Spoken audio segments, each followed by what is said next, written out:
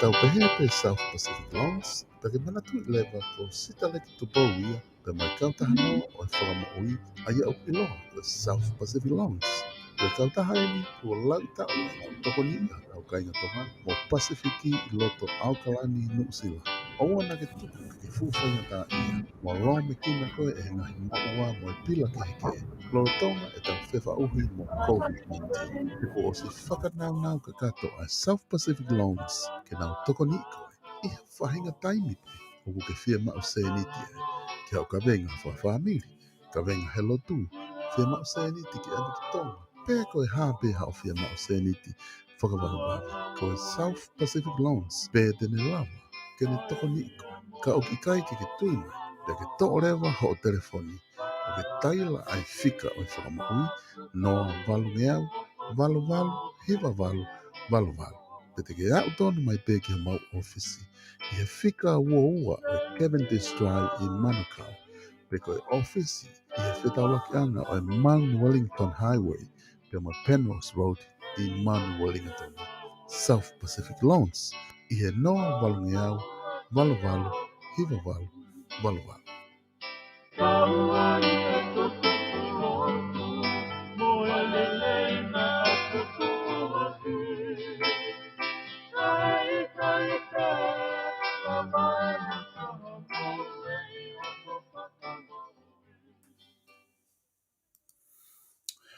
Malomo ta ma e hoatani pe ko kore ke u whatapu atu ki a ho eki ka ma hata kilotu pe mo hata whanua.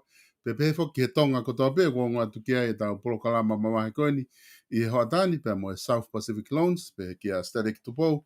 Ko loto ke taitale rei ki mo tolu ke tau polokalama I hoatani pe mo whawhi e atu ke mo se atu pe tau polokalama I he hoatani. Ko whiwhia whoki e taitale rei Static Tupou pe mi he South Pacific Loans ko e puha mana wa fogeni ku he South Pacific Loans pe ku tata rei ko stareki ke ta proklama ko au ni ko lo pe foko taimi ofia 20 taimi Christmas pe ku ta fononga 20 ke ngai aho ko ia Christmas lahi apita ngai promotion ngai tua ki firma e he South Pacific Loans ke fo hoko mai pe ku fefe ha ke ngawe ke pompongini na ke mohe ko ane pope na ke pe ko aho he tau teu fili mea whakawhiwhia ia e Solomesta. O kua matu pe kurea, Koe. Koe taha ia mea whakawhiwhia koe mahuinga ke tau mōi whiwhia. Koe. Pea neongo ku tau whawhau mai he halafononga ku kaupo uri. Pea tau te whito koe tau toki situa tokeni me he mea lahi koe nei hoko i tau whanua. I tonga o piri koe e tau kau whawhawhanga. Ka kotui te ke o mai pia whainga maria ke tato ke lawe ke ai anai. Ka koe mea whakawhiwhia ke tau mau whiwhia pe. Uhi he osiange tau kei tonga pe, hange koe rea koe o kei tonga pe a tonga, ku kei hopo pe la a me hake, kei toa pe ki hifo. He koe uhi ka pau e aha pongpongi te tau aha ki te toria, ku hopo mai la a me hifo, o aluia toke toke lau. Pa tau ilo rewa ku whaikeha māmani. Tau ki I ngau e rewa. Ka koe alu pe mea hano alunga totonu, pa totonu ke tau whiwhia pe, he mea kotoa pe. Kai ke I hange koe ko ke whakareapa, kai ke ko kore ke u ngau e pe whakatapu ko kamataki e Solvesta I he whiawhini, pe a whakatapu atu mo Haueki, pe mo e tonga kotoa pe, o ku mo mea mai ki he e tau polokalama I he hoatani. Pea koe polokalama ni foki e Solvesta ko whai at pea me he ofisio e kautaha. Neongo koe kau mea o kutari mai he ko uhi ko e nau mea lere o kutari ke whakahua no mea whakapanga. Ka ko ki kore peka nau tolu ke nau ki taimi ko uhi ka e neongo koe me ngai winga ke tari ki ai. Ka ko tui te toki lawe ki ai ko uhi ka ala tokeni ko e lahi o tau kainga tonga e Solvesta ko nau whakafou e nau mea lere I he taimi peheni o e tau. I e ngai winga ke pe, ka wai mo ngai mea o Christmasi ai ni I ki a taha ku nau mahuinga I ai ke whakamahuinga I e Christmasi pea. O ku maulawa o whai kotoa ai umea ko ia, hange ko ia ko ulawe ki ai ko ki nau tolu o ku nau tari ko hi ko e tawhaki mea lele. Ko ia ku ata o ku kai ko e whangi no pe ke mea whakaiki, pe ko e mari, pe ko e whai aho, pe ko e hapea whai ngauhinga. Ka o ku kaua I foki pea mohono whakapaangai. o e me alere taim tatau ku kai foki ke ai hakatila pauia ke maungawe aki Solvesta fai ki pe ai firma o ka kai taim tatau ko na wo mi ko ka mautolu o ku ai pe ai ni ku mau ave ki ai ko hi ku ai pe ai firma no aki he totongi mo na he ka taim tatau ko ata pe ke ka kai ko to pe ha fai nga ka ta pe na firma o aki na wo mi ke mautolu ke mau whakapaanga ka i ta whako ia e Solvesta ko whampe ke ate ki toko ni koe ni ki o tau kāinga. Ka pau o ke whie kumi mea lere o ku mahu inga ke ula ki a whatu ho mea whakaseniti. O hinga rewa ia ke sio hange ko mautolu, te ke hao ka mautolu ke tatala noa. Koe uhi pea o atu rewa ia e whakafuafua ki ho o mea whakapanga te ke tā lele iai o kai te ke ongosia. O hoko e mea pe alawa hai ane mea lere fo'ou ka kai to ia ha mea whakai fiafia e whamiri pa koutui o ku taha ia ai mea e Solvesta o ku whakamama whai he lao ai mea ko ia kui ko responsible lender ko whatongia ia e kau ofisa no ke whakapapau i o ku lava e no pe ikai ke whaingata ia ai toko taha no i hono tā ko hui o kai koe mo ui whakaaho koe tāno pe ku iai e mea tokoni ke family ku iai mo ki reserve ko hui ka mea hoko whakawhakawha o ku lava pe o tokanga i whakapaanga ka i tawha ko ia ku mauru o ku uhinga pe kulave ke ai koe awatu eni ki he taimi ko ia o ku kai ke whangatangata pe ki he whanga ki ino ko ia ki he hange koe kulave ke ai ke mea whakaiki, pe koe whai aho, pe koe maari, pe koe whainga mea pe ngai whatongia whakasiasi. Ka ku kai whoki koe mea maari e whoki se Solvesta e kulawe ke mea whakasiasi. Ko ia koe ke ko kau i e toko taha ofisa no, o koe ke upou i whewhea ka kai ke o mai o no, koe hui koe ngai mea koe ia. Koe hui, neongo o hoko pe ia, ka ku hinga pe heni, mau inga au pito, ai palani whakapoto savea i ho firma u pe ka pau o kua o ke tukunga ku ke ilo ku kai mo hato e kalofanga ka ku pau ke no pe ko toki i o rewa ke no na falave pe kai tangai programa ki moa e Solvesta oua e mafiri no neongo o ko iheni ko hanga promote e ngā we mo me ko toa ka koe ui o ko talatu pe mo oni ko ia oua e mafiri no he koe no ka totong ka paurewa o ku viai e tau mea e Solvesta ngawe aki e ka Britania ko prioritize ke te hanga o whakahoko lele te mea whakapaanga pea ai pe whikaua ki ke whikaua ki ai e whikaua aluai pe toki au gureva ke tukunga o kai ke to e mea pe toki no ka kai ko fika ula ki pe o te kiongo i whaingata ia pe ko te tau wha pe o wha ke no o ko fia whakamahino i pe heni o kai ke tui ki he mea ko ia pe hange pe ko ia ta wha polokalama ki ai o ku alu ko to e ngai whainga osi pe o kai ke te akalofanga ko no pe ke whaka awa pe ko pe he rewa ko uhinga e mau i heni ke whaka wa o kui kai ko i he ni ke pausai pe ia ka pau ko ho lifestyle pe ia au ka ko whaamu pe ke mahino ko tau kai ngā tonga ke oua e mawhiri no ko e mau i he ni ke oua e tari ka o mawhiri no ka ko e whaka wa no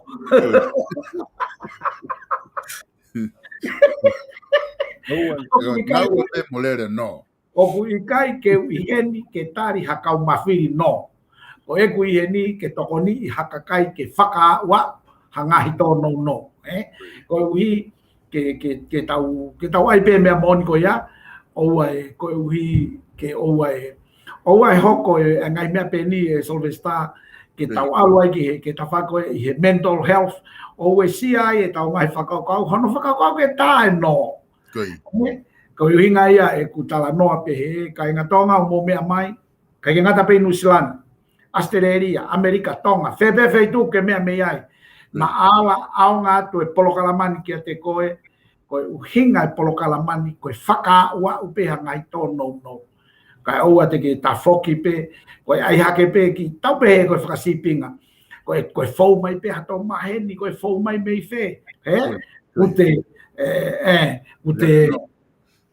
koe te mea, ta koe ki wholau ko ia ia, ka whuloko mea ia, wala aia ki pe ia haki, foi McDonald's pe aosi ka te toki lere ma no huvanga whatapu ka ta no mahino pe o ki kai mau heni ke tari haka mawhiri no o mau heni ke whaka wa ha whainga tā maki pe a o ko poupou rewa ki whaka ua he o ko mea lere whoki ia ko natula ko mea ko whakatau mea lere e Solvestar ko peseti lahi taha kau ai mea lere ia o ku no o womi ki henge finance pe woke panke pe ko fepe feito o ku mo me atu ki ai ka ke ne o foke ko ta programa foke Solvestar ko fenga ka kai ke mau mai ki ni ka ko tala mai no pe ka pa o ku ai feito u ya ku ke ngao e ala koni pe e ta programa ke na ilo ko foi guideline ta tau pe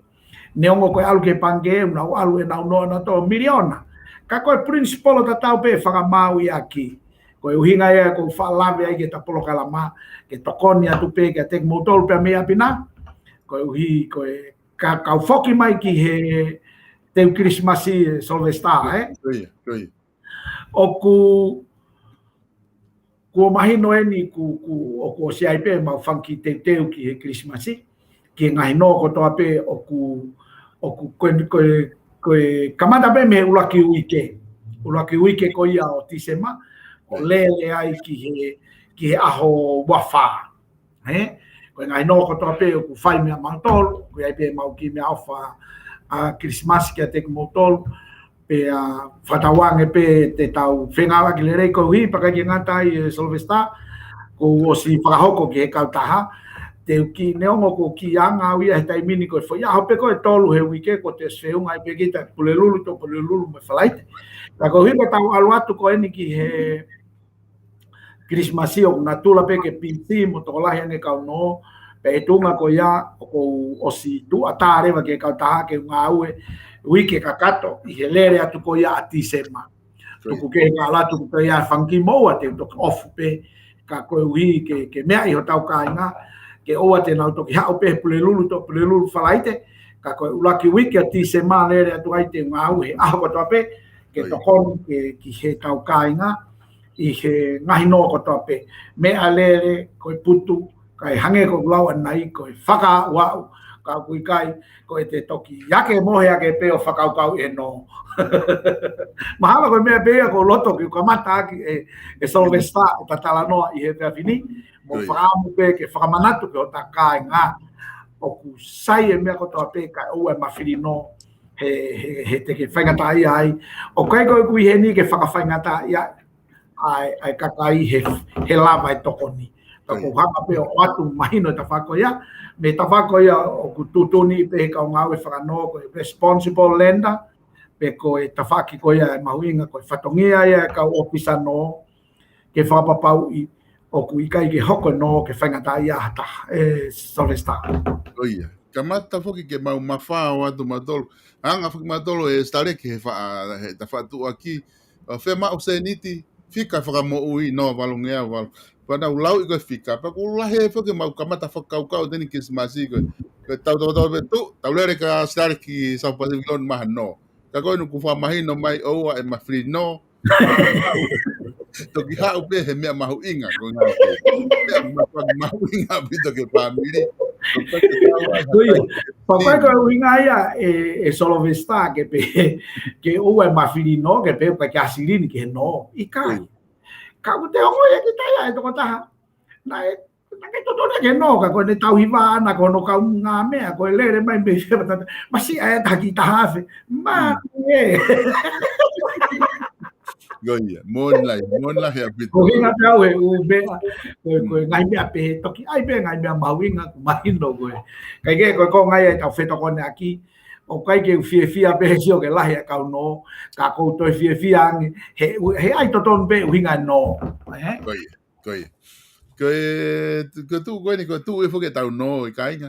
ka ko lo pe fo ko ni na loto fu na tolu ke taafe ke he fili ko nga ko me a fo mana te fa ne afi lere pe live a ne afi o ki he po uri alo po uri o te tu apo mari ko to ki o si ko u e fili ko wai ni ena na ai pe na tolu ia celebrate pe na tolu ane po pa una uloto ke ne fa mo na fanongo ki he anga ko o wakai ki he fili e ko nga ko timi ko na ke fili o mai ko timi le rei tahaya i nga he timi ko toa na e fili o mai ne ngo na as ma ko timi na hange na pe ka kai ko ban ni ko timi ko ni ko timi me fe ia ka na ko stala pe fo ki stare ki o ku ia e makatu unga na e fili e timi ya ko na ke bisone ke timi stare ki ko vai o ai pa tau roi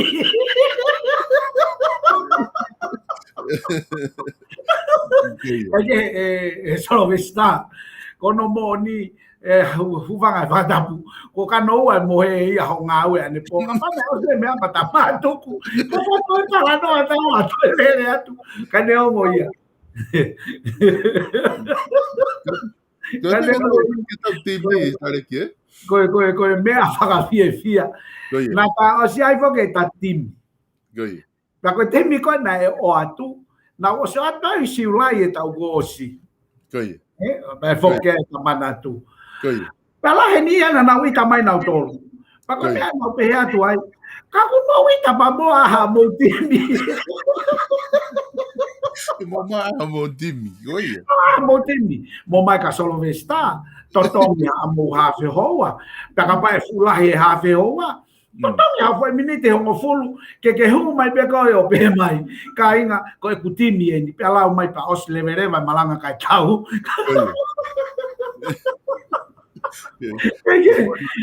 ko be ko ni ko ku hoko e so vesta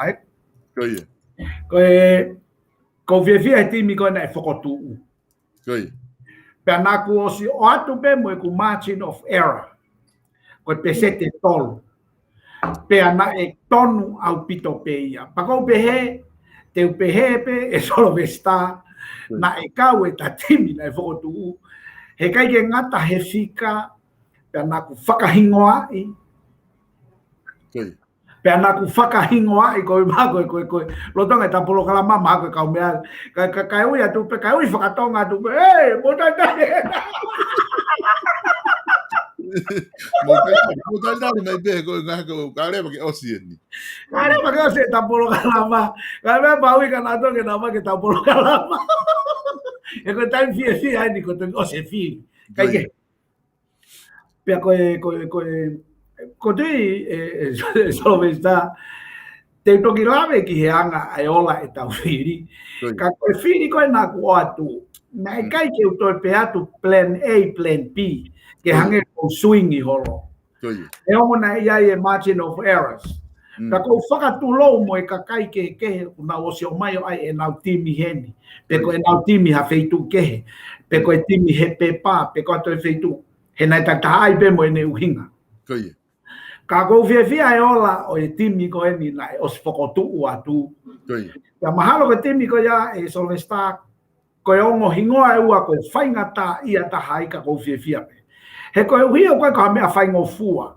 ke lolotonga e nofo ai tokolahi ka kai e whanua ia hingoa pa te alatu ki ta to o tu uia ki tua kai o mai a hingoa ke kia aia ko tonga tapu uluaki mo tonga tapu ua he ko e uhi ko e ongo hingoa hange ko lau ko mala e akapulu the big names well known pe na e no osi mahino peia ka ko ya e ku muy peia aku ki he ngahi criteria pe ko me na fokotu ke ne tataki au ki he firi pe na e lawai ke talatu neongo na ka ke faingo fua ke ure aki ke to asia osi ki tu pe auto e to mo misisika Pea kou fia koe ola koe o e whiria e kakai nai tonu peia.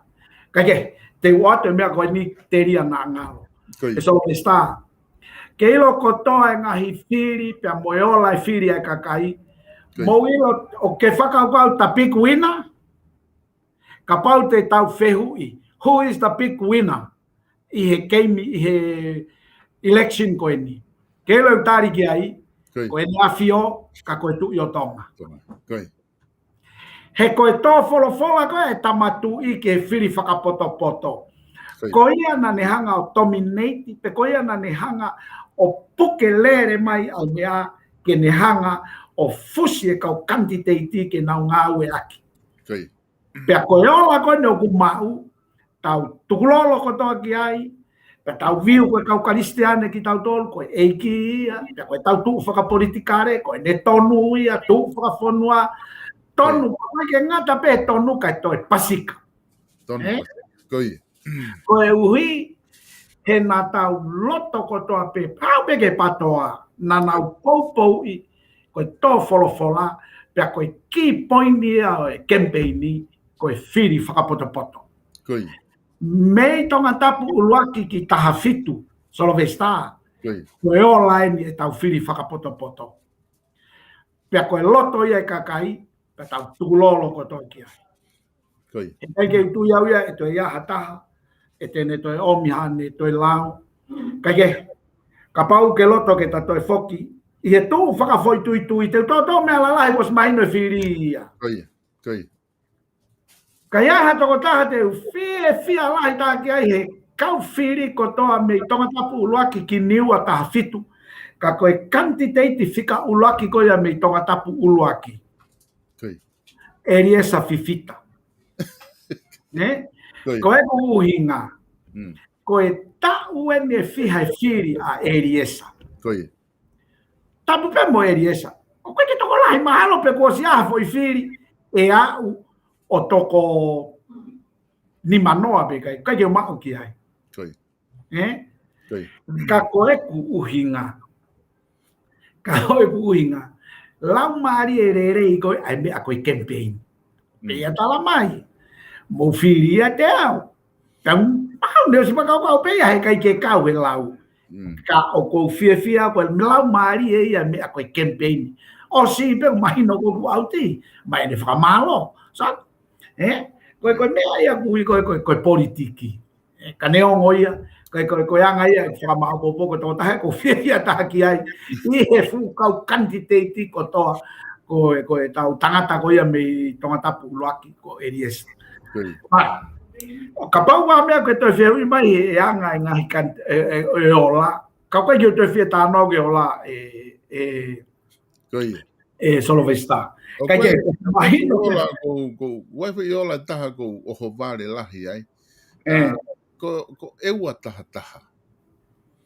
Ko eua taha na wilo pia ia e lava ko wharearea fuge lava pia taha ia piti taha. Pia katawa pepe taha ko ia na ngawe lele. Ka ko pehe ko ngawe lahi i he konga whakamui ma koe ni pa whai whiri. Houwhe hola, houwhe ha. Tanu hala wari tā mga. Ko ngahi project lahi na e tokoni lahi ai whafafonga e waki ai. Ko ngawe pena e palani e ua, pena e whai pia ki mua. Te koe konferenise wesiri ana, ko ngawe la lahi na e whakawawe i ki o ngake lava e konferenisi. Ko uhinga e mea na oho wāre ai i he candidate ko e ua taha ka o wakai ki ai. Naku, kau tui ka pana mahaki mafu na mei whainga tā make au ane po. He naku sio pehepe, pia kau tui, koe peset lahe kakai e whonuana nau sio pehepe. Kau tala mai he whiri a eua, oua te tau sio pehe. Koe uhi, pang tau whakapapa e tato e whiri a eua. Ai koe na kehe mako toko taha tolu. Ai kehe. Pa koe ke tau ilo ipe, toi totongi he candidate e lawe mau ke whahano toe lau. He ilo. Ka koe kana kua hongare mo au. He na aku, o atu peu e ku whiri, na ku whiri a lawe mau. Uhinga, ma kehe na keke uhinga e ku whiri aku a lawe mau ko e ne tanu hala mo i ngāwe me ko i eua. Ikai. Na ku whiri peu i a lawe mau, i he ki mahino whakapaanga o kou mau, na ane rewa i re rei e repa whakapaanga. Ai whonua, o whatatau ke. Nea ngō kulahe longo aia ta mai whawareware nai ton ke ha moha. Ke whawareware koe mene minista panga koe ne whakapoto. Aia kia te au ia. Na e whairerei i pe e lawe mau. Koe uhinga na piki whika uluaki ai a lawe mau. He koutui, na e pacheti, pia na e mui ki ai, pia na e lava ai ngahi mea whakapanga o whakatatau ki he tu uni ai lao. Koe angai e whakamau. Pia koe uhinga te whito ia, na ku whiri ai i a lawe mau. Pia koe na ia ku pure ka inga e wā ia. O tuku ki tua. Kai ke, koe te popau a peke mea koe nau ke o mai, nā ku ohovare au pito i he tō hoia a lawe mau. Pea koe toenga kotoa koe ai ngahi whaianga whiri ia. Teke se koe tāwhaka mea kou whiawhia ai, tau tau whito ki tonga tapu. He ko nau tolu, ai te whito e whonua. Me tonga tapu loaki ki tonga tapu hongo fulu, koe kotoa e ku whiri, pea nā ku osio atu pe, koe whikaulaki ko mea, whikaua ko mea. Pea nā alu pe he pe o au ki he ne osi. Pakai ke nganta ai, koe hange pe kou lau tō me lalahi. Mana tu e a tonga tapu tolu. Nā ku stala atu ka koe, koe mana tu he ku pe atu ka koe, ko tonga tapu tolu, e mau he whika ulaki, pe tāna ke whika ua mo whika tolu, riungaua, e ke ilaka pe ai whika ulaki. Pea koe na i ku peki ai. Pako tui, koe ngai whakaowhiofi ia, na e peisi, na kai ke peisi, na maratui na talat ka koe, na kai ke peisi e ku mea ku ia he hamo ia ikai. Na e peisi e mea lalahi e ua na ko sio atu. Koe kanditeiti ia te ia pe, ua, koe ha ene aonga ki he whonua whakalukufua pea moe mahenga. Pea ko pako whiawhia, koe ola koe e ta timi koe na e o atu. Pea koe ki whai peseti pe koe na kutala atu koe e tolu pe koe. Pakatoe o vai ai o wha o nima e ono. Hala mamao ia. Pako whiawhia, koe ola e mea koe na tatala noa ki ai. Pea koe mai ngahi feitu pe koe na ku maka i atu o kou vei ua ki ai, ko nau tolu pe ia na hoko ai paloparema. Ai paloparema ki he eku whiri. Na kai ke te heko paloparema e whiri. Pako kore whamore atu ka teki mou tolu na tau kauhala ke he mea ko ia, ka ku mahino me he ola, o ku mahino toton ke tau whakaapa ki ai. Ko tonga tapu fitu e stareki, ko maare ia kusio ke historia ko whiri ko aseng sta saulala. Ko mea ko maare ia ku ai mea tuton ke ako ai he kau kantiteiti. Wafe mani ma fika tolu. Wafe ma walu fika wha. Wafe hongo fulu hua seng sta kwhare area. Wafe taha wha fika ua. Wafe taha fitu fika ua. Wafe wataha hua seng sta kwhare area. So o mai pe ko fainga pe ten ke sio ka quantity o ke ha me ko holomui he me te mate aqui o te feinga ki ko inga ha ku o pure kakai pe mo o tua hinga me ko to pe se ko na faini foi fili na ke ola lele na ka pe ke fo ia na ne mate aqui pe me na tu ke ya me ne foi fili pero fo apare kakai ka ko tu mahalo ko ta ha ia ola fa fi ia na ke whakahoko mai whakaorisi e tō tahakoni na e tonu a pito ho whakahoko mai a sengsta saulala ki tonga taku fitu. Koe whiri maari e whuki e hene mahino pa kono moni whuki na ta ostala noa peki ai. Koe whiri maari e pa ke sio kono whakamoni koe maari e he nai wawa ofi pe e nau ngahi. Pe nau wa ofi e whika u lalalalahi. Koe ki ange koe whiri a tonga tapu tolu. Motu filo e uluaki ia ua afe walufa. Kai motu filo hifo e whika ua ia o tolu ngea au koe kehe ia. Aia koe whiri koe tonga tapu fitu. Te ta foki eni ke me koe na tatala noa ki ai. Ka ku te hanga pe o ngoi, ka neongo ia. Koe ke puri ia he kakai e whonua. Te ke sio ki tonga tapu, ta whatataka tonga tapu fitu. Neongo na ia i kautawa taina, ka o ka pau na e auti hataha me he koa team pe koe party Kai. te naulanga o knockout a Seng Star Kai. kai hungu mai foka misisika ia o poupou ia A Seng Star. a Seng Star lolotonga ko ia na tu tawata ina pe a Seng Star ia pena os whakaha mai no pe a Seng Star ne upolo kalama te wala ngā au e lelei pe au mo hataha pe ka te tawata ina pe au ai au ke aunga ke to ita hataha ia ka Seng Star mana tu ina tala ni na heke ke heke na tu tawata ina pe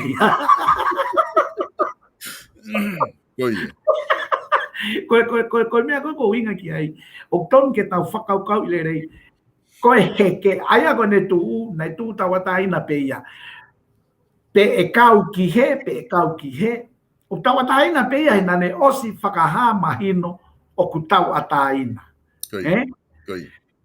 ko ai ko ke pe he na e heke o kai ke tu ia o ke pe he na e heke pe ko hapaha pe ko kau tau ata ina he kai ke aunga ke tau apalai tau te foi whakaukau ko me hange ko mis ko haiena tei mo ai sakeke ka kama ba no si ai mahino penadoria unau ken quantity tau ataina pe o kutoki sio pe ai ko fe me ko kau ke tau ataina pe ki ai he kai ke tau apalai e tau tolo e foi rea ko heke he na tau ataina pe ia pe ko fe fa e kau ke e popo ki ai pa pata pe ia mahalo ko sio ko ke me ka taimi tatau ko so ko futa o e fa ko tonu ki te au ka pau whakaukau e patoa ke nau te comeback ia ko ta o e fa ke tau no ke nau to e fotutu fo kai solo ai para he ko ku tui neongo ai pe popo he ka kai e patoa mo filosofia ko ia ko isiu ke he ia ka ko ku tui ka pau na e i kai e palo parema ko ni e ke he guana lai so ka ko uhi ko palo parema ko ni ko hoko kapate ta foki ki ai ko knockout ko e te ita puloka a CRC it's a clean knockout na kai ke to ia hata ko taria ia ka pau na pe he na to haka taria o fitunge au tupu tau pe ka pau na i kai taria e ngari whainga maari e a CRC ka ko ki ka firi e taria ai to si ai ko taria ko toko fa ka pana ke fa ia atari ai mo toko tolu fa atu pongiwa mo toko tahatolu ko e ke a uia ai ko ta pe na toluia ko analyze ki ai it's a clean knockout sai ka paureva te tau ha ki tonga tapua ko me atatau hena e osi pull out ia a sione fonua ia it's another clean knockout e ko ui neongo ka ko ui ko fifita ko tota ko ia ko ya patoa mo ia ikai tama taina pe ia sio it's a clean knockout ia ko no moni neongo na kai ke ia hana ko quantity ke na to compete pe he foisea ko ia ka ko ui ko ngo taki eni o ko tui na e hanga e na performance faka leadership o uesia e nau kau voters ko wi ka analyze ta ta na ko o se firia and I think ko me na e ala hoko i sa to ko e fika tolu matu aki mahino bita hanga ta no pure clean knockout kick out knockout kick out kick out kada o me ko ya na i he fika tolu ya tahabu fika fa kaweni ko candidate ni ko hanga faka apa ilahi amaten he's a good fighter te ke sio ge na ba wahe ko toa ka tama ko ko tu ko mateni ka pau na ikai ke to e firi arere kai omi ai foi toko uangea arere o tāna kia mo e foi te au tahafe te au tahao no ko a mateni na e taha tolu ono ia ka pau na te to opea ki konga o alu ka mateni ia whainga ia Kia whainga uhinga pe Koia. ka maari. Ka koe atunga e na toko ua he. Pea na wahe na ua e mea koe. Kai hao more ate. Na ta ostala noa pe ki ai. Aia ko pe he. Koe taha ene mea ke ka pai ke whakalelei e mea koe ni. O koutui. Iyo. Ka koutui koe tau e whaka hoko mai. It's a long time. Ke nau toe regroup wai o toe pick up. Ko hika pau nau toe whakaukau ke nau pure anga. Ko ki toko tolu koe nau tō ki loto. Ko whakamaloa e nau ki loto wahere rei ai. Ko ai koe ke toi pehe ke o whakatau tuki ai kai la vai. Ko nau pe na tō whakaori ai. Ka koe kusio atu. Ko kusio atu. Koe aia ko tonga tapu ono. Manatui na tatala noa, koe mea ni koe kui koe fuhuma. Taha ki. Ai tonga tapu ni mai, ai tonga tapu ni mai. Ikai, ai ko tonga tapu nima, koe eke. Te ke whakatokanga e ongo whoifiri e ua koe. Ka pau na kai ke nau mo vete. Kai ai e whoifiri koe, e toi whainga ta ia ta taupe a eke, i he mea ta tau na trakolo e koe ki mua. Ka koe uhi, ko foki mai ka ta mai a koe o alupa ta kuna koe vai e nau ki kakai kai au haki o ngea ka whaare walo sarine ia kai whaangea o hiwa noa akanete se ke si o ki ai ka pau nai mea koe foi taha fete au koe foi taha fete au ma whaia koe o laka ia eke kai ke ka pau te tau hanga o whakamau popo ange e solo ve sta.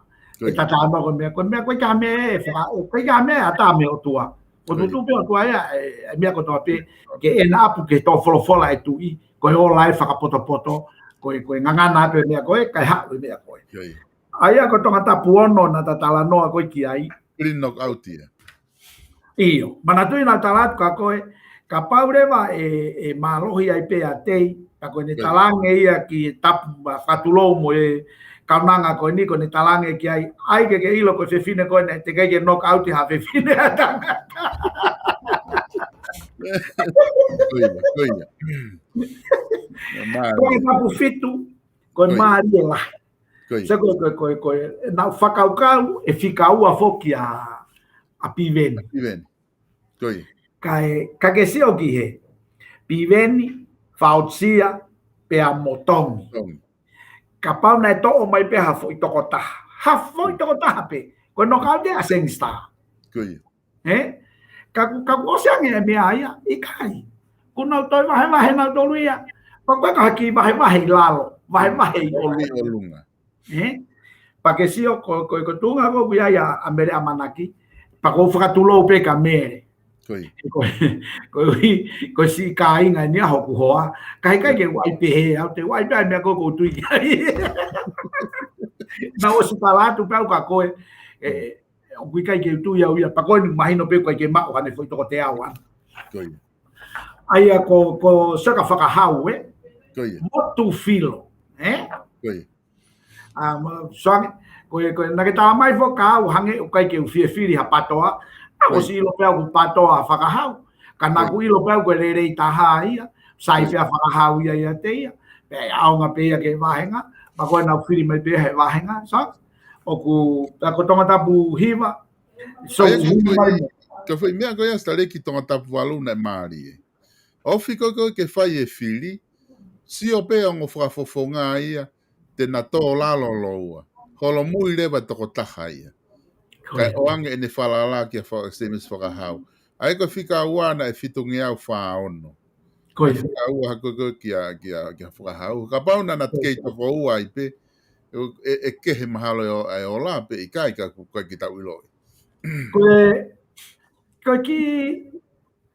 Koe lau maria whukia koe ko uhinga au ki ai. Ke ilo neongo koe ke utui au ke patoa. Pa koe ke utui au ke peki. Pa koe ke utui au ka pati, ko utui pao ke mea ko utui ki ai.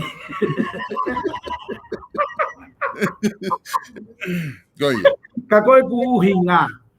Ka pau na nau lau maari e taha. Tokai peke ke he ia. Kanau kai area ko ka ma pa ko fatulo at ka misisika mo hai ko. Mo siaos. Kapau na tano ape na wa ai vahenga ko o wa te hu maha mo tama. Tuku pe e mau tama pe tau te ke whakalongolongo pe. Ka koe, ko nau tawa ki asi mai ki tua o tawa kalate, pa ko mea ko hoko, te na tawa kalate na wa he, kai hu e tamai a koe. Oke, e tau sio atu, te ke sio ke mea koe na tawa na laiso. Kai ke halai. Te na wiku o wahe wahe, mana tui kai ki kakai ko ku tui ke patoa. Koe ape, paka toi toko ua e kantiteiti, te na wahe wahe pe ia. Malama rema ke alwake. Aia ko tonga tapu hiva. Mana tui ko tonga tapu hiva na talatu ka koe ko tau mo ua. Na ke koe ke wila tama ko ia. Kana piki pe au meanga ene background ko ene ngā ue mo mea. Pa koe ne au pe ia hoko. Ko ia ai o ku whawewhia ai tukunga ko ia. Aia na e toko ua whoke ang whafonga patoa. O si koe tāna ki loa e na whika. Koe peke nā lawa nawa ke nā au ki he tama koe na whika ua hake. Ke ilaka pe whika ua ia pa ke ilaka hake pe tamana ni mau. Aia na o si knockout pe nā doria. Ai patoa ia i tonga tapiwa. Na iai whoke. Na iai whoke wheui mahalo na ke ai hake hopolo kalama ane nai o pehe koe. Koe tama koe o ku whika ulu aki. Tāna ke kau whiria koe. O ku nau laka rewa nau toluia i he... Tamako na ulu aki. Tamako na ulu aki. Kai ke tui au ka isiu ia. Koi. He koe uhinga ia e kantiteiti koe nau whenga. Ko hai tene mao e whika lahi taha. Koi. Pea ko ia. Pea ka pau na e tō lahi ange kau kantiteiti koe ne move te ange ka whaka te mokalat pepa koe tui au ka isiu ia. Koi. Aia ko tonga tapu hongo fulu. Maria lahi. E ke sio ki e kolanu mata mo ai kaufusi. Kaufusi. Aia ko ongo patoa lo ua eni. Koi. Ka pau e tānaki e na poini o ku tahaono ni mawha. Koi. Whakalaka ia pohiva koe tahatolu no tolu. Tolu. Te tau toi whoki pe ke he mea tatau apalai pe fo i palo pare ma tatau. Tatau. Koi. Ka pau na e nofo a kaufusi. Koi. Ka nau teke pe ala nu mata. Tukuange nau ke anau toria koe kono moni whaka nai mea ko tui ki ai e sovesta. I hange pe ko nusilani. Wea kau tamau nau mawahe me nei snolo. Koi. Pa wea kau tamau nau mawahe me leipa. Ka koe ne toto i reipa e ke toto i reipa pe. Pea koe tama nei snolo. Neongo e alo whakotu hane ki me a moe hafua. Ka koe aho pe koe whainga tamaki ke nau whepopoa ke fomu apu e pure anga ka pau e alatu o kutaiti. E alu pe nei snolo e ke nei snolo. Pe alu pe reipa ia ke reipa. Monla. Ka koe ku uhinga ia. Ki heni, ka pau na e pehe. Ke koe ko tui patoa pe ia. Ke ne au ki whaitoka e ke tui patoa pe ia. Koe ai koe ke pehe, mantu na talatu ki mua. Tokua ke ai ke whakaauha foi tui ko ia. Go talatu. Hala ia. Koi. Koe foi tui ko ia e nofo pe ia. Mana tui koe foi tui ko ia me filosofia ko ia. Koe me ia ko tui ke tama ko ia. Pe mate pe ia mo ia. Mate pe mo ia. Koi. Aia koe ku hinga koe aku. Again, te toi talatu. O kui kai ke upopou ia upe. Te koe ke hinga ko popou pe tai popou ke mea ko ia. Koi. Ka koe natula ia mea tui ke ai hataha. Hange pe koe mea ko tui ke ai. E ave au ia tamate i ke whakamalo ia ia taha ke to me mea ko tui ke ai. Koi. Ta tau ai pe ia pe ave hange koe lau hani foloa kai ha te molo. Hifi ake ha ere pelu. Koe mea ko tui ke ai te umate pe au ki ai. Ta uhinga pe he e kutala noa. Ka pau na he te nau kei toto i patoa pe nau tolu. Ka nau kaha ke to e nau tamaki loto. Ke lava ke voisi ai e nau. E nau, ka koe? Te nau tau fusi i tua. Mana tui na e whake nau ai kuna nau osfokotutu ai ni ihi. Ke nau pure anga. Kana e hu mai e tamai ki analaiso taha o pe mai. Ai mua ke nau laki tō ki loto. Koi. Kai ke ko uhinga ki ai. Kai ke ko nau osi o mai pe nato tala mai. He kai pe ke mauto e whakataha ki mauto. Kai ke ko whiri a nau tō. Ka koe ku uhinga ko e ola ku mau. koe nunu aia. Koe. O tō kehe. Mona. E ua o si mahino ai o si mahino ai ko hapai tahaua. Koe tama foki eni na ke talamai foki pe ko hamea ko whiri ai fo. Koe, hapai tahau. Koe ngotama e na hala ko ho whiri e wa tahataha hapai tahaua. Koe mea koe ko wongo i heni. Koe. Mahalo pe ka pate pe ate u admiti. Koe. Ka kono mo ni na promote pe ki tamfo ni ko talamou. Koe. Ya na saia pe ia sio ke ne ke talamou kana ne loto ke ne kana ke fu kana ke fu na sio pe ia ke te au. Ta programa ko ni ko fran pe ke he ko wi ko ki kanga loto kana ko alu ki kolofo o sia mata pure ko ni. Koe, ta koe. Pena ki nenu e peni ai o tu pe ia ki ai ko kono moni na ilo pe kai ke mea. Ka ko tu pete u admiti he mea ko ya na kana ku saia ke ki to atu ki ai. Pa ke ile imagino pe ko ni ko e o ku ya.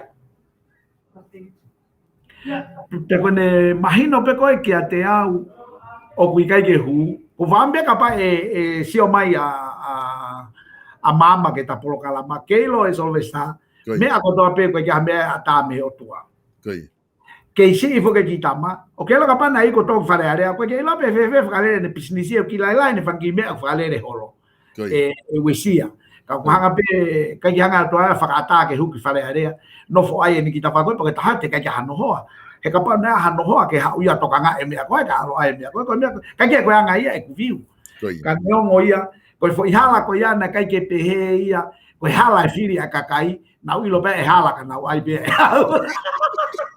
ke mari ko ia ko mantu ifo na ueke atu ka koe maka tu unga lerei ko to ho firi pe ko to ate tala mau na ta mnikina ia ko foi firi ko hapai tahua na ueke atu ko ngotama fofonga ai ni ko ne mau he tai ni mi manu pangai pe mo tama ko na fofonga lo tonga ngotama una fetongi wai na ke hanga e o fili e tama ke me ho. Porque o fangata a foki o me apenia solo está que ha o ta o te ia to pe ko te ha. Ate malato pe ia malo ko loto que te ia to talato. Ko na wi lo pe ia pe kana wa pe ia e o que pe. Ko ku fili. Ko ia que Maria lá ko hapai ta tolu o ku ma o pe fo hapai ta tolu e ko ta hai e fo fonga patoa ke toi loto. Koe. Hapai ta tolu. Koe. Koe pago usati pe ia koe tamani ka ne ko si lo e patoa. Ko ka ke lo ba ko tamani ke tawai ka heke. Kai. Ko ai tawa taina pe ke tangata ko ni ko family hapai ia. Malo ko a veimosa. Pero no pe capaz e si o ma veimosa ki ni. O te ke ita ka ka te foke atu ki tonga tato pen i fare area ka ku nengo na toko ua mo milika kana ge malava be a veimosa matu wake foi toko ua ko me fa ingo fu na tolunga tu po Amerika i ka hifo ka fitunga ai ko ngo fofonga patona na fili toko ua he foi wahenga kana ke lava pea vivo sataka o ikuna koe o ku ki mahino ange pe ai tukunga ko ku ia a bosapa na talatu mana tu ina talatu ko wahenga ta tolu o ko uhinga koe o ku win ia veivosa o ke uhinga ia ko ne saiange ka kohono uhinga ko kai ke hata e to saiange koe ai ko anga ko analaiso pa ko more ka ko anga ko analaiso mantu na talatu ka pa na ia hata ia ka alu hake ku poto he tukilalahi alu mo apakati he mala e politiki tenelava no kauti ai ko no moni o ku kai ke pe ia ko sai au pito ataka ka kohono moni na kai ke hata ia e to saiange que ne lava no kauti ataka ta ko ia ai ko baba utafa mana tu ina talatu ka koe o ku kei pa ko fia e ola ko ni he ku kainga pe ola ia ko ni so ko tama ko na fika ua ki e ku firi a ke mo atu Koi. mana tu ina talat ko fainga ta ia he ni ko hi na ko ki tonga na unga au e na hoko au ko tamasi yako i he tau ko si i he ko risto tapu ko na i tonga pa na e nga au e whakawhaiako ai a ke mo atu kana ka ke ufiri pe he au pa ko fia pe ku ai e na o starat pe ka ko ia ria ko na fe ia ke mo atu ko hono va ofi mo kainga ko ufi mo ikina pe ia ni nga we ka ia no taimi ona ke va ofi mo kainga pa ko no i kuanga pe ana eni o ku hange pe ia ko ola na talatu ko mo ne pita ai ko ntu ko ni ko baba tahanima na ngoda mfo baba tahanima ko fakau mapero to ai baba tahanima he ngona mai ko fankili poti ko na lau mai ka kai ke kuna pe sami na ustalat pe ia ka ko baba tahanima e pensioni ai pe a sami vai pulu ia he sestonga koi ne ka ke mana tui hange ki a te au ko ki tama ko ni ko lavaki o sestonga mo ia ana fitu a samiu fika vagapuna samiu ko fitu ruhiva lava fitu ruhiva ko fitu ko ngai ka ta havaka ia ku lolotonga fepuna aki whakamaman lahi ko fitu ruhiva ko ka ta havaka ia ke tisaini na motolo fo pe lava o puna pe kai oh ali dam ai ko tu ia ai fika ko ka ku hange ko lau poki stareki ko mei lava he to taha ko ni na mei fai upset taha i ba taha ni ka ko ki tono no si pe ma ka pa na ilo he ka kai fili e pe he na ki holo mui ma ni iho ai ge unga ge ki fa ki fai mari e ka pa na ilo he ka kai va ofi pe he te na to holo mui o to fili pe sa miu ke mahino ni mawa Ike mai ne mawa e abito ko nga mate be i fare are ai ko anga e ho fakau ka pa na ilo na to ki ta ke fakalaka ki motu a ko ka ko ku ia ka pa na ilo na pe o ta te opa file motu ke mahino ni mawa he ke to au pito ki lo ai ko mawa ta haono ko foi feo hinna mari e moia ka ko te ke sio ki baba ta haono ko me ni ko clean knock out mo ni ka ko ui ko anga ko ku sio ki he ka pa un tono fika ko na e omi e paongo na pe ko na maua ke briami waske are matu ani mangea fatol ko ia mahalo ko ia pe ko fatulo watu ki rei matu apa mo toketa briam latu ka ia fika maulalo na ka yo manaka ke maulalo pe fika Pago kore whakamore atu. He whika koe ni ko hanga o atu. He whainga whakarea koe ko o atu. Na e ki tama na e huu mai koe ke fu mau hono hingoa. Taimi koe na e o mai ai e Paongo George. Ai uluaki whika pe mai unima whātolu. Paku hua te ki tō tāko te o mantua no hingoa. One pehe. Ka o kui whē toenga. Very good question. Ko mea pena e hala ko fika na ne fokotu mai ko ta hafe valunge au aya go sange mea go lahi ange e foi fika ia ko ia ari matua I baba u ta hao no kato me hange ia ko ne ki whakahua pe ka ko fehu ia mahu inga ke whaha no tai neongo tau ataina pe kakaia ki he nau whiri ka pauna ere sisita e toko ta hafe tup ko fehu I na whiri ai e toko fiha Pea ka pau koe kau whiri na I toko ononge au tupu pe, pea kou pehe, very good. Pea whiti inia me ta peseti na utalatu, ka mau e viriami pesete valu noa me rei mātua, koe ne revereva malanga kai tauia. Pa koe ni pea wao ki ai. Ai a ko hono mo oni ko fehui rewa na e toko fia ai kau firi ko are matua na e o firi ke mau me ai talanoa ko ko uhinga ki ai fo ni mange au fatolu ka pau na eresisita e toko tahafe tupusi kai firi pe hatoko wange au hatoko ono nge au tupu pe fitu nge au tupu o ku seifi rewa pa kuiloto rewa ia pesete valnoa na talanoa ki ai pe au seifi pe ia ka pau rewa o na e alu kotoa e toko tahafe tupu o firi kai maua ki pe ni mange au fatolu laikiri ko peseti e nime nima pau to lalo ia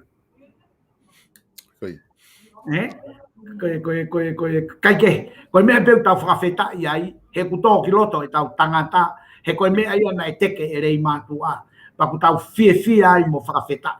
Kau koe whoke u loto ke fu alu pehe e whakamatala, he koe ko hata campaigni, he koe ko hata anga eno analaiso pea rei mātua.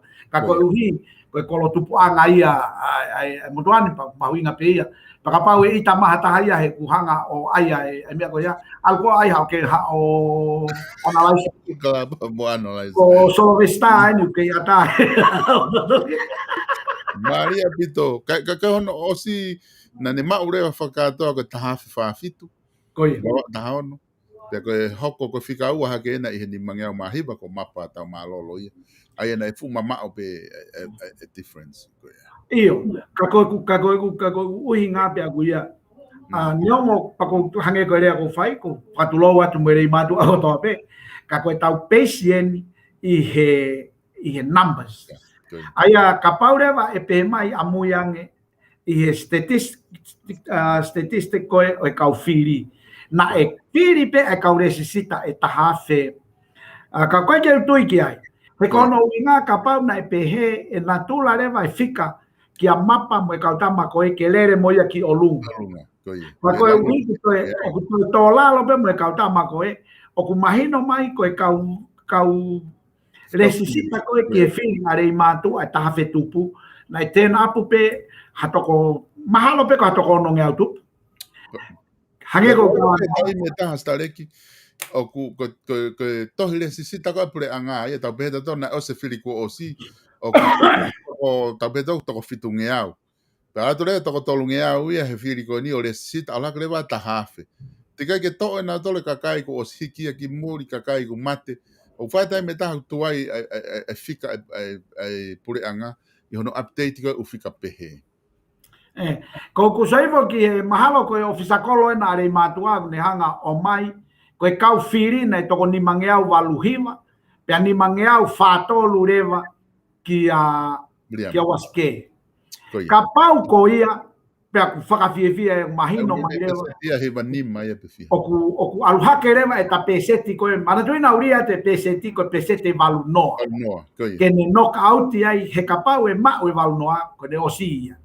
He hanga pe he pesete valu noa ia arei mātua, o noka auti ko toa pe toi mau mai haki toko whiha ia me he, ko osi lewa malanga kai tau e whakamalanga. Koe uhi koe na kapau koe tonu ena o mai e timoni. Ni mangeau valuhiva teu pehereva e solo vesta kauen he firi maka lahi ako mau e ha kantitei me ha fai anga firi o kuie tau pehe kuie peseti a hiva ono hange ko fika kona ko mai hiva nima hiva ono ko fu peseti lahi fau ia o ku mau e ha ko sa sovareni ko pesete ko na firi ki ai ko pesete valu tol. Pa ne ongo ia ko ke ilo pe na fia ka resisita ka pau ko moni e ko mai ofisa kolo ko ia ko etmoni ofisa kolo. Ko ia. Ai ko ne tu ko ia ko foi ni mangi au fa tolu ko ile matu ana na firi ko ia vre muaske o si kuna ake ai pe ia ai firi ko va tahano. Kai ke peisia he fika ko na o mai. Aia ka pau nai o si pe firi a rei matua pe alu e toke tai a mohe tari pe he kai ke te hoa aia ka me ko uhinga ia ko na takala noa ai ka pau te ne taketi e pesete valu noa ko e revere vai malangai pe tala mai he ola firi ko ni ai mo oni whakawhika, ai mea na tata anoa ke ai. Okay. Toi maalunga nge he koena, o ku pesetia e hiwa ngo fulutupu, o koutui koe taha ia ki whao ki he tau toke tā, ki he tau e wha ka hoko mai, pe tene lava o tauhi, maintain a position ko ia pe kai, ko uhi he tāpe mo laka e taimi. Koe.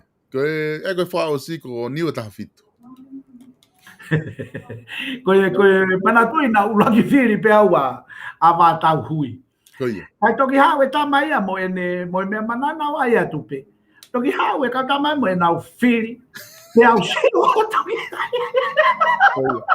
Ko manatui whoki na ko ta ulaki whai whakautu na ta whotua wā tau.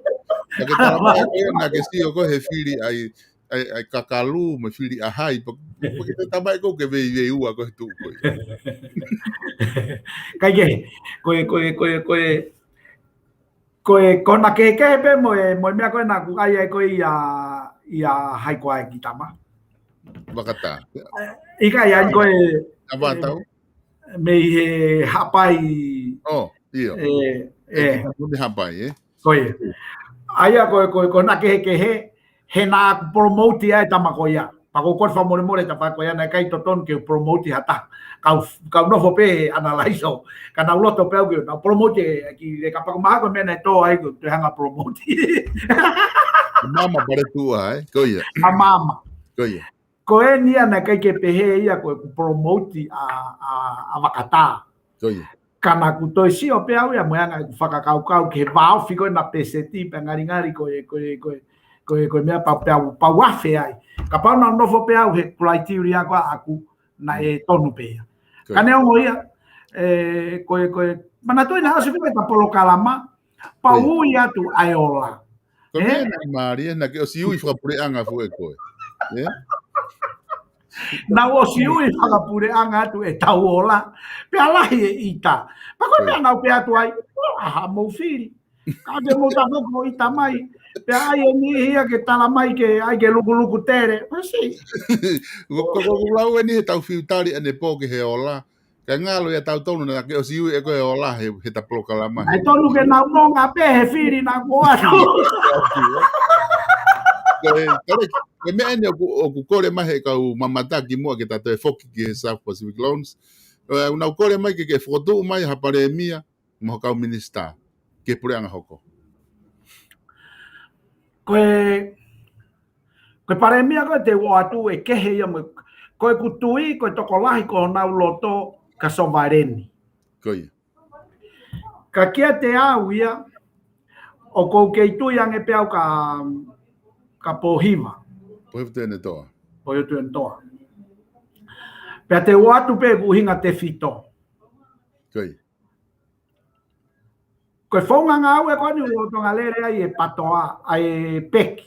Pe koe mea koe na pohiva mo mea. Ka pau o kuia i hakakai, pe whiriwhiri manako mo e hako, isi u kehe ia. O koe wheitu uia ke o whakatontonu ai e mea ko ia. Kana nau o si palo mesi mai pe, e tanu ka kato e ngahi hala he tau e wha. Koe visone ia, a pohiwa tu ia ne toa.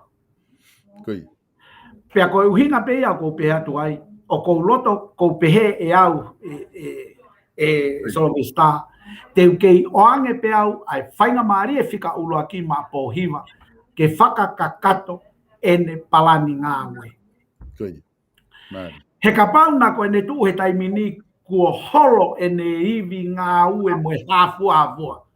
E ala liriu e whakaukau. Ka koutu au ia ke kehe au ia me tō lahi. Ka kousio pe au ke palani ngāwe. We give him a chance, ke ne complete, ai vision ko nane ai. He koe ne visone, he panu kotoa. Pea neongo koe visone e pāti, he koe visone na e peisi, he e nau saveai a tonga kotoa. O koe ke uhinga i tānoa koe ni Solomista, ko ka pohiwa whainga uhinga. Peisi pe performance. Koe mea koe ne palomesi ka pohiwa mo e ne pāti, te nau tanu a nuku a tonga kotoa. I loto he tau e wha. He ka pau te tau ki ka au te apohiwa e tai mini kai kai ke osi e tanu. E toi mafuria ke kakai o pe mai. Ko fu fai fe ka loi po ha. Osi ani e pe ma apohiwa. Ke loi he na ma whainga mari ke whaka osi o whatongia. O ange ano whainga mari e ke ne whaka osi e ne palomesi. Pe aka i kai ke lava. Pe a tau toki pe he. Pepe e ta whaaki koe ni. O kui ai foki, o tau sia fui tatori a po hiba tu ene toa mo sa sovareni ko tatafu moeaki ko kau una uihe pure anga lolotonga. O kui ai kau hufo o uia na kai ke nau ihe pure anga lolotonga. Te vita puloka. Uhila moe langi fasi. Aisake valueke. Sione sengsta saulala. 17 tau mo ua. Daniela fusma alohi. Vili mano o pangai hingano. Viliami waske la tu.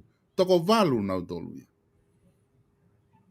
Te wheka pau e li aki he toko valu ia ko ia ai kau tamahe tai nimi pa nau na tolu ia o tānaki i mai peha nau kau tamahe nau perea nau whau pure anga nau tō. Te kumalawa pe ia.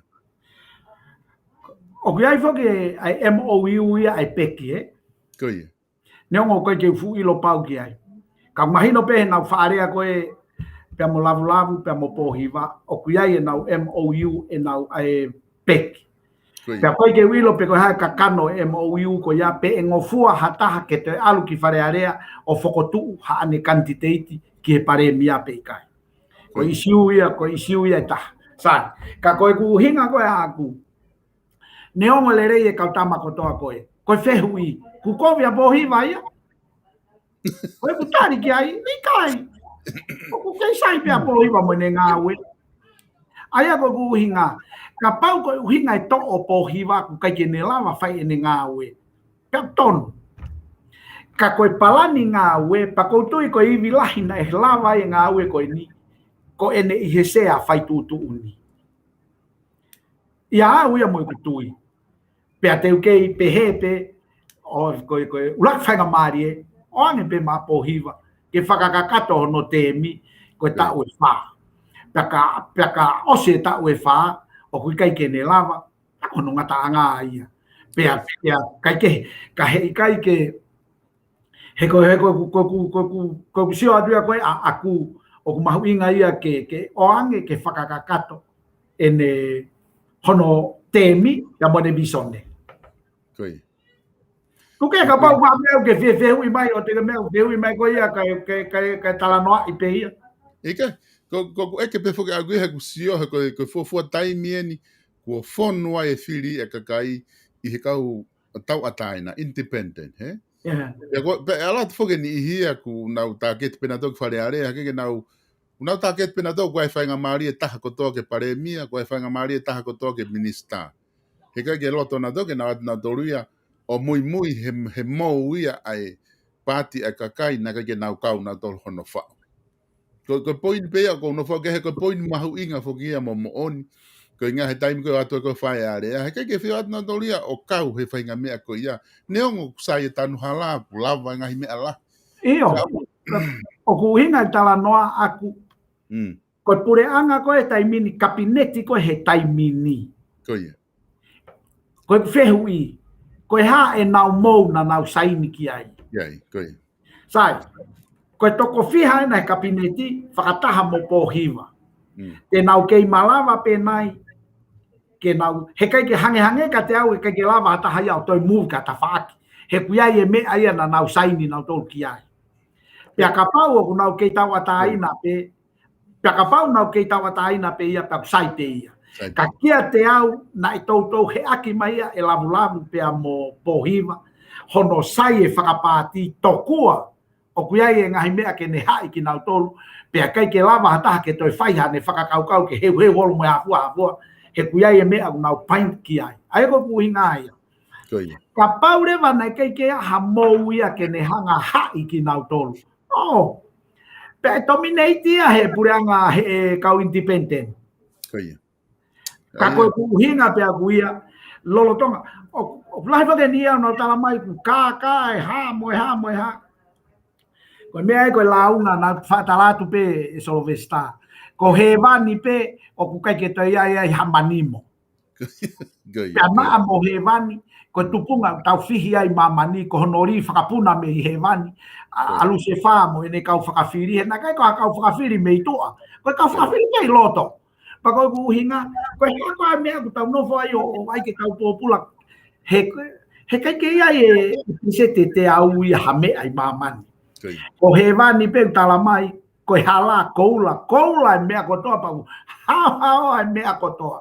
Pakapau ko pe tau ai pe me tau ala vai mamani mo me tau sio ke ai kai ke ko pare mia ia ko ke tu pe ia pohiva tu yo netoa o kapau na pakapau ko ku hinga pe ia ke palani ngawe he ku kia te au ia ko lai to lai au na fa ai foki ai vai tatau mo vai tatau mo mo me pe ko isi ulahi ia ko fumea ke he ia ke he kai roto ke o mai ko fumea lahi ia ke fai gata la no ka o ko e me hene o ko mana tu ia ko mahu inga bit ai e fa ka ko ni ke e ke tu ka ko na osi ho tala no ko pa ke alu ko ia ko customer ka ke kite ke e ke o ko fili ko ni stare ke o ko fonu he ka toketa mo kakai akorerei pa ku ilo be he kakai tonga ko kau kantiteti ko kau fare area ko ni fili ko he tauni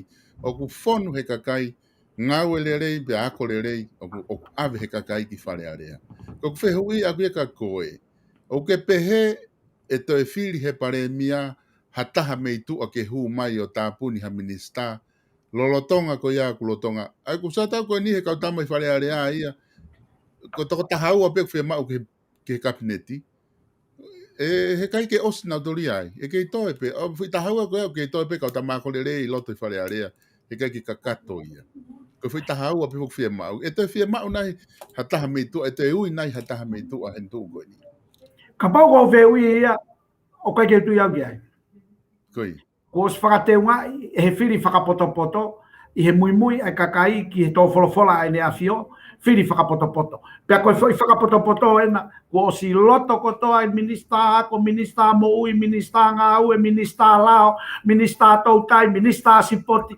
Ha pea mai ngā mea. Mau katoa pila. Kuna o si mau kotoa ia, he fo toko taha fitu. Koi. Ne? Aia ko kusio atuka aku ia e solvesta o kai tu ia ke te o mai meitu a ka koe uhi ko ma fai faka konistu tone ia e paremia te he kai ke tau to hanga e tau tolu o we ai foi ma fai faka konistu tone ko ia ka pau ko fe ui ia ko ke tanga na mo minista mo ui tai mini koi hai ko na tu Amelia koi ke te au ia ka pau e faka foki mai a hai ko na baba tafa Saya piukala. Saya piukala. Kapai whakafo ki mai ke minista mo ui ka uhi ke ua toi hu mahata hameitu a kai ngā ua ki peka kai na o si whiri ki loto pe neongo koe patoa. Ka he kai ke lau patoa au me lau ha koe lau ke lawa ngā ua pe whaingerei. Ka pau e pehe koe toke tā sino pe ia e taha koe i loto a saya piukala. Take hano ko ke toi minista mo ui. Nuke ka pau kai ke ne ilo ia tai mu puke ataha ko pe fai do veve pa Fefe ai fofonga ko eua. Fefe a te vita la mau. E te hano fai ngamaria ki whiri mai ki loto. Makatunga hene fai fatongia. Ki au neongo whakapapa ki ai mo ka koe whiri e kakai. Kia te au, no. No. Kia te au koe kutari ki ai, neongo whakapapa ki ai, ngāwe lahi ko whai, koe lawe e kakai, he's out. Tau whakapapa ki ai, out. Koe na ko si ai e ko ai sake eke ena, koe futoke tā he pāanga. Koe haku tau te o ai o mai e motua koe na, o se pe mai e ua alu ki tua. Pate ke pehe, ka nak poupou i. Iyo, nak poupou ki ahi time campaigni. Ka koe ni pe mai e wahe ngā, out. Ka ko pehe atu e au, out. Out. Kalau at ba uhingoa ka ke tala mai minista ko abe ki ai te vita block moi uhila mo lang fas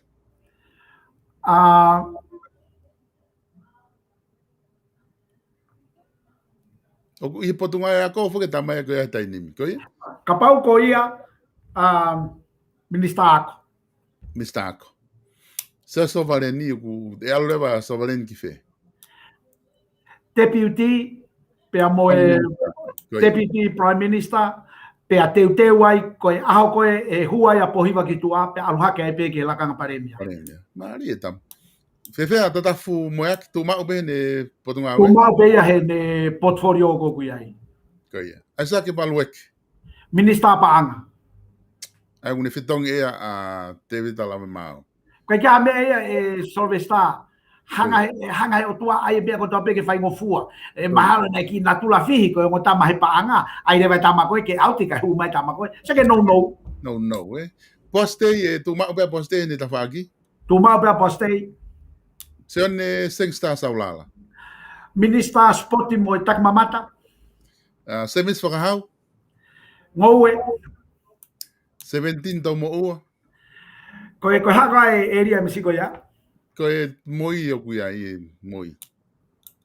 E ki tu fatatari atu ya na ya ki pepa ka tu ku e fai ko ka ange to lui. Ai a mahino foka pohi to endora ke tala mai ko e paremia ai. Paremia ia Tanela mo mahalo ko paremia ia mo minister ki muri. Ko ia. Tanela fusmalo. Me e wa. Tanela ko haka e mala e misiko ya. O ko ki ma o ki ai ko to ke ta ma ko ki ma ko no mala. Ki Tatari pe mo ia. Tete a mano o pangai hingano. O ko hapo tunga. Mahalo ko masiko ni ko e taha ko hai e minister ko ki custom. Ke custom. Ko te tala mau pe na ne mau. Aya ka pau e hu mai kai masia ko nai taha ko hange ka uai pe ne mala e ki ai. Ko ia, Daniela fusmalo hi Ko mahino pe e to nga fit alwe mo ko. Sami Waipulu. Ko Sami Waipulu o ko pehe kapau e hau ia ke minister kon ko o e kapau e aluhifo ia ke ko hiko minister lau ton ke alga via moske Ila tu ko ia. Feve polisi de ke habista polisi.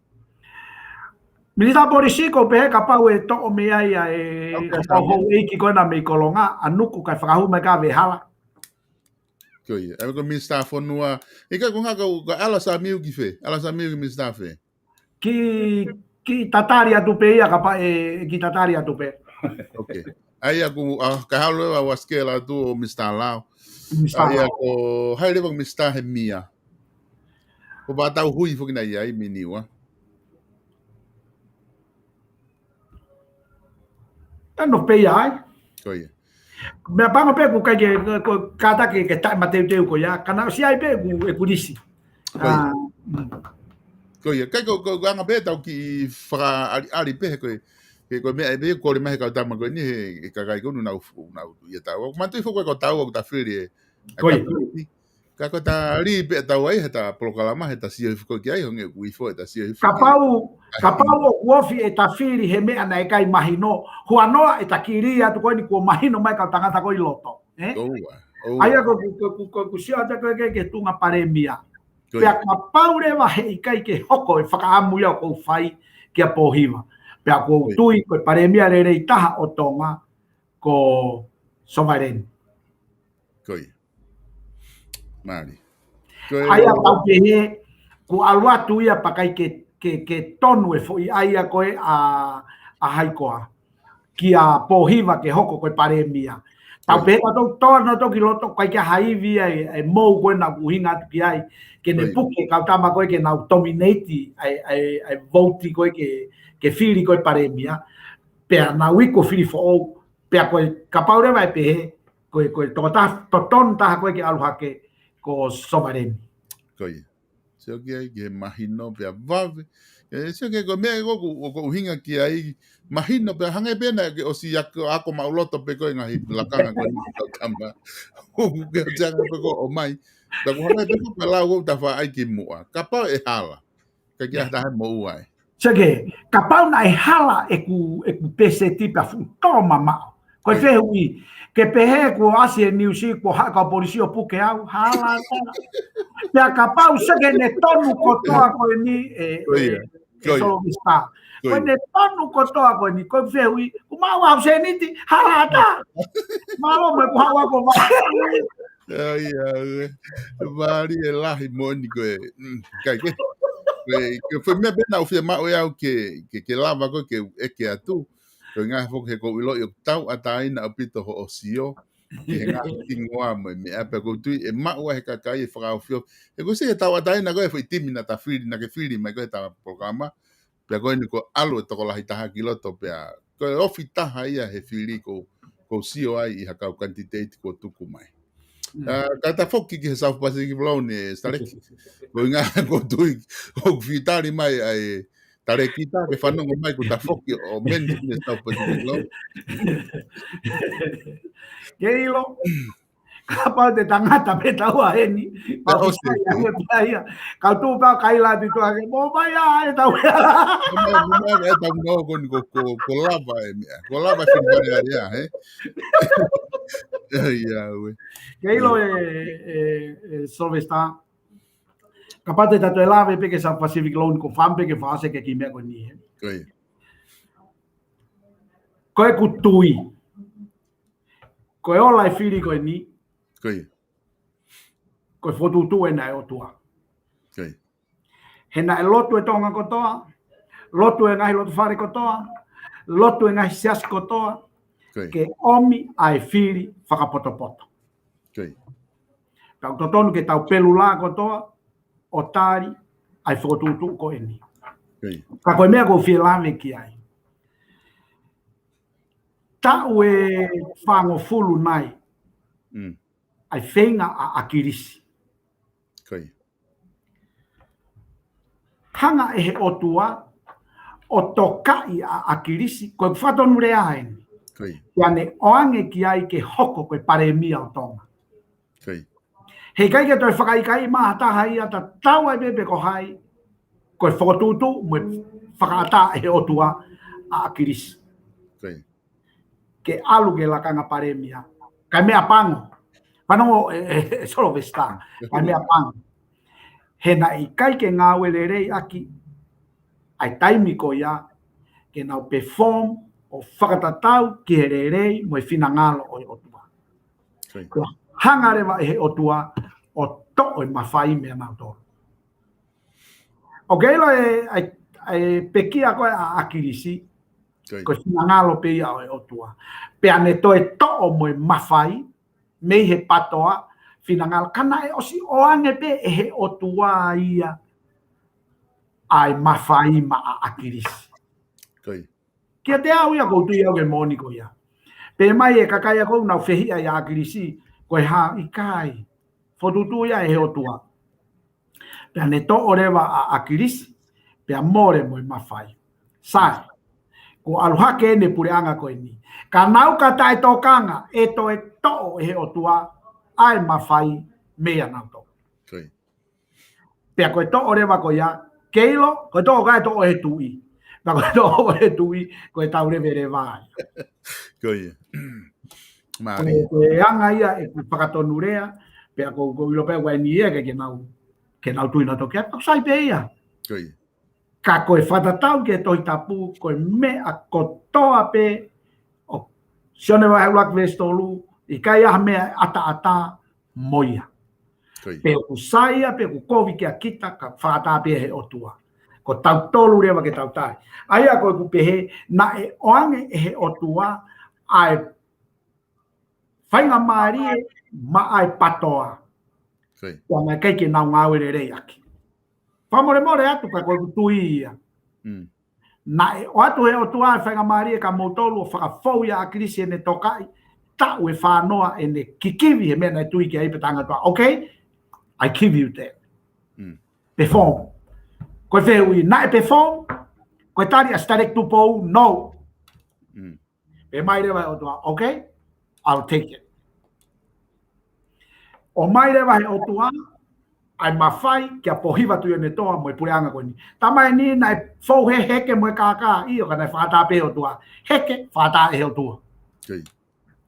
Pea koe buhinga rewa koe ki ai e solo vesta. Ka tai tokanga kau tama koe ni. So ku tau rere i matangi he taimini. E hanga e kulau. Ka nau ka tai tokanga. E toi hanga he otua o furihi. Pea Pea te tau alo ai ki whe. Aia koe mea koko tokanga ki ai. Whamore atu tautonga ko toa pe. Neongo mau whakoutua whanua koe ni. Ka oku au ho tau lau maari he mamahi atonga. Pea oua na mo whakaukau te mo play game. He mea koe ni. No. E mua na e rea e whewhine na ne pehe. Don't play with fire. Pea koe anga pia ko kore whamore atu ke kau haalotu. Mo e kau o ku lau tokua ko e kau whakaulunga tonga. Ko kore whamore atu he ku lave whakawholofola. Ka koe mea e ko tui kia. Na e whakaatahe o tuape. Ange whai tau e whia nima. Tau nima. Tau e nima. Koe hārewa mea nei whai ai. Te herewa o tua sai, te to. To e mo ui, to o mo whai. O ave ke kau tama koe. Koe whehui o mo befong. Mao ni oni. Kai kai. Whanonga mai. You will be next. Ye puti a Sihova. O kai koe puti a taha kehe. Koe fu puti a Sihova koe ne pakehi pena se tai ngana e tae a paula he ala ki ta masu kusi. Koe fu paa koe mata. Tau e lai lalo. He koe mea koe ne ngangana me mata. Koe mea ne hangea uno ika. Koe mea utau mea koe ki o tua utau lotu ki ai. Koe ne awa pea na pā, pea ka aka koe tataha pe koe ki he sākisi o alwhai toka e. Koe koe anga ia. Nari. Koe anga ia e guana laiso e Solomista. Ke ilo ka pau e tuu mau e pure anga hoko he o tuamo e ne maoni oni. Pure anga. Pea e outcome rewa mea koe na e kore he tui. Ta hau lotu. Ata hau whai totonu, ta maoni oni rewa. Ke ilo ka pai pehe, oua, mone whaalau koni koe e kaumiko, how nice. How nice. Pea ka mau rewa, e toi whoki pe o kaka, mone lau e motua, ko whee puti. Ake, o ku whakahua e tala noa ko whai, ka ko kore atu ka mou tolu kona koe ku mou i loto. Talange sisu whakawhetai ko tō mai ki loto. Ai au ke mou i to tonu mo maa oni. He kai koe fuputi e ku turi mui mai. Ka ko kore atu ia koe e Solvesta e ka polokala maa. Mahalo te tato tala noa no ke kahau. Ka tatau atu au ia i he tawhako ia. Mo koe hanga pia e ku whakaamu ki he tau. Ke he tau kau kantiteiti. Pa ko kore whamore ke patoa. He whainga whakatonu rea o whai. Ka nā moha toko taha miliona te nau pe mai ku hala te upe atu. No, o tonu. Tala mai e wolofola. Ko e mea kotoa na e fau mai i he otua. Mo ne whakatoa mo e ne hanga o whakaata. Pakai ke ngata ai ko e lau koe apostolo ko Paula i aloma. I he toka tutuni. Mea kotoa pena o toka tutuni i he otua me he kilu a ke hoko. Na spalani he otua ke iai e taimi e whaingata ia a kirisi pia hoko ko pare mia. Na whakata pe otua mo e taimi ko tau toki ilo peta toi tau wao ki ai. Na as fokotutu pe si owa me kamatanga e ia e sianga ko pohi watu i one toa e hoko pe pare mia o tonga. Pena os fokotutu pe otua e ia e timi pe he mo pe. Ko tau wao pe ki ai ko tau mea pe whai ko whakamo oni. Kai ke? Koe anga ia e ku kore whamore atu ka i vriami tintare. Ko kore whamore atu ka koe. Tupe mua ke ata e tala noa. Ka pau ku ke uhinga pe o sai apito pe ia. O sai apito pe ia. Koe anga e nia e ku whakatonu rea mai mei he tohi tapu. Pe kai ke toi pe mai he ata hae ku hala.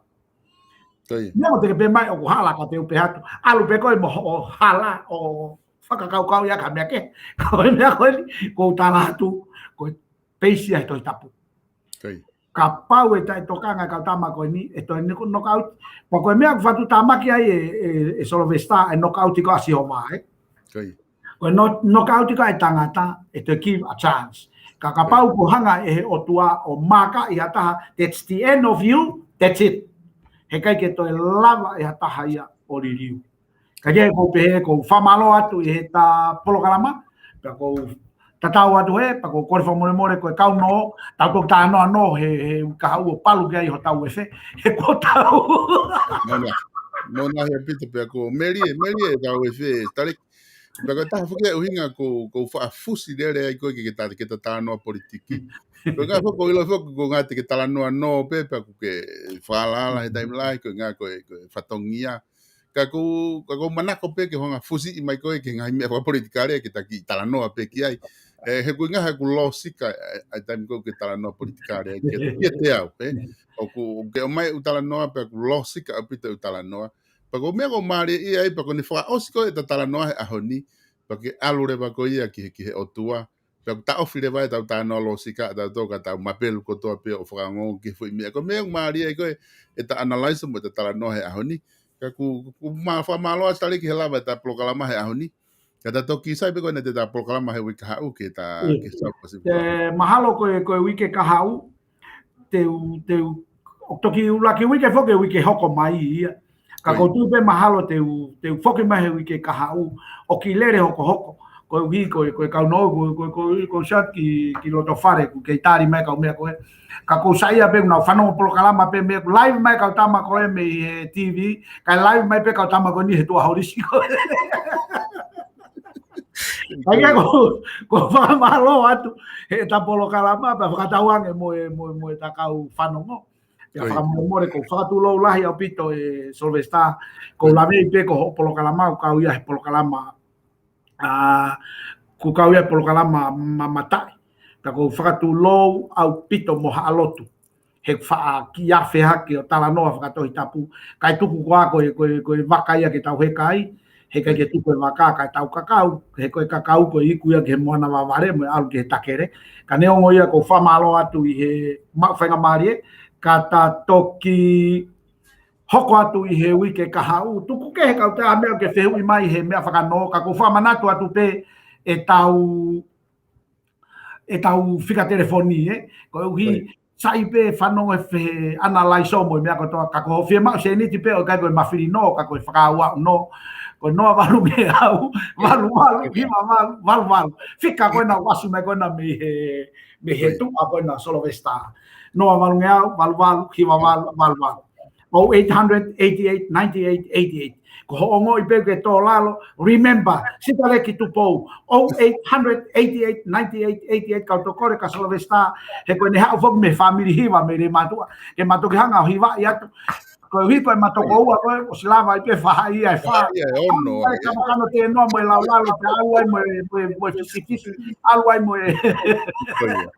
Malo bito starik pa malo lah de lava ta polo kalama ahoni ka nga te tukuang ko ke ai no ka me ko na si fitari ta toki felo nga ki he wika hau o pat ke digo. Okay, tau toki sio. Io malo. Ka ko lava ia ta polo kalama ko he ahoni pe mo starik tupo pe me he South Pacific Loans. Fa ta mo bena yo ngolele tu ki apina. Fa mo be ka pa na ai ha tala no na ma fa ho ko mo starik tupo.